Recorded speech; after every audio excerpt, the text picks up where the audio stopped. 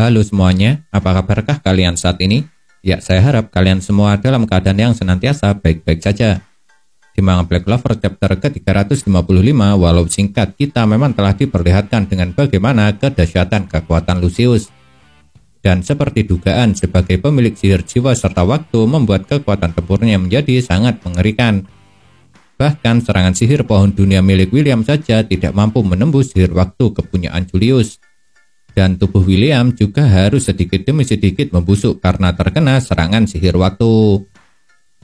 Akan tetapi meski sama-sama masalah kekuatan, pada pembahasan kali ini saya tidak akan membahas tentang kekuatan tempur milik Lucius, melainkan mengenai kekuatan yang baru diperoleh Lucius dari ketiga adiknya, yakni Dante, Zenon, serta Panika.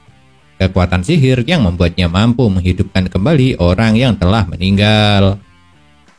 Sejak di manga Black Clover chapter ke-353 memang telah dikatakan kalau kekuatan baru Lucius masihlah belum sempurna. Dan yang mengucapkan hal itu adalah Ryuya setelah mendapat informasi dari Sister Lily.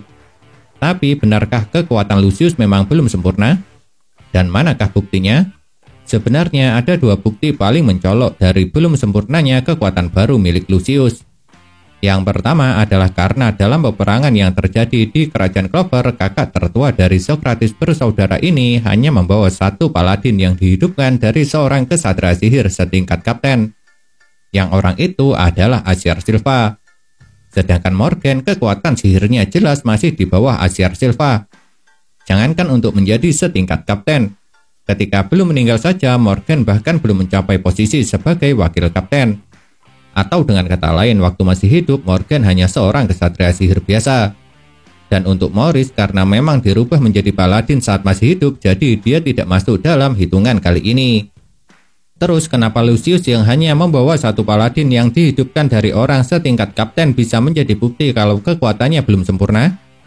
Pasalnya, jika memang kekuatan Lucius sudah sempurna, seharusnya dia akan lebih memilih menghidupkan orang-orang seperti Asyar Silva yang seorang kapten atau manusia setingkat kaisar sihir daripada membangkitkan Morgan. Tapi pada kenyataannya, sampai manga Black Clover chapter ke-355 rilis, Lucius belum diperlihatkan mempunyai paladin lain yang dihidupkan dari orang setingkat kapten atau di atasnya selain Asyar Silva.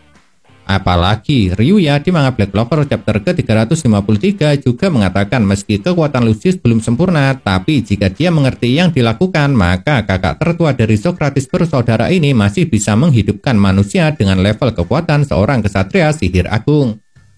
Dan karena kesatria sihir agung posisinya tepat di bawah kaisar sihir, jadi seharusnya para kapten juga merupakan seorang kesatria sihir agung. Itu artinya kalau melihat dari ucapan Ryuya saat masih belum sempurna, batas maksimal yang bisa dihidupkan kembali oleh Lucius dengan kekuatan barunya hanya orang-orang setingkat kapten atau kesatria sihir agung saja.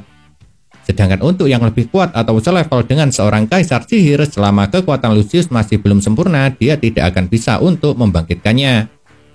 Dan meski bisa menghidupkan orang setingkat kapten, mungkin ada batasan jumlah yang dapat Lucius bangkitkan.